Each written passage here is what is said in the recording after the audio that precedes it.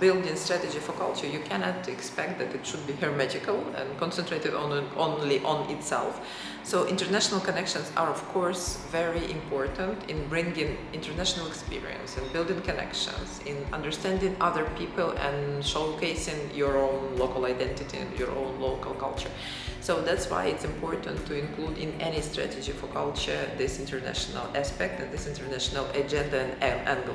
I think that understanding that culture is the essence of this war, and actually the reason for this war, it's understandable through different audiences, through different circles in Ukraine.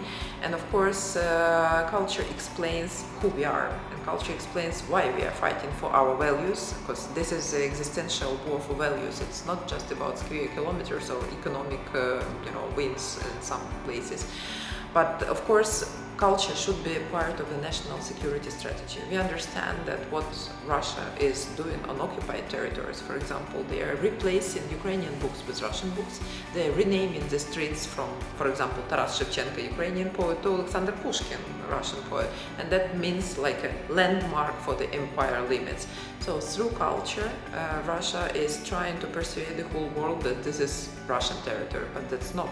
And local identities should be protected, local culture should be supported in order to be resilient to every type of this intrusion from outside, So the understanding that culture is a strategic security system for any country, for any sovereign country, is here in Ukraine, we understand. And we need to rebuild and to relaunch the system of protection of cultural heritage sites, tangible, intangible cultural heritage, because this is what is targeted by aggressor for the first, from the first moments.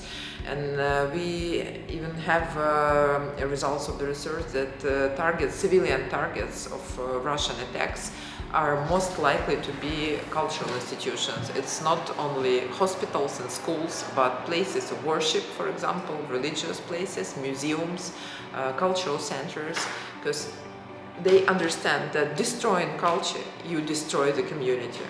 And that should be learned from our situation by any other country.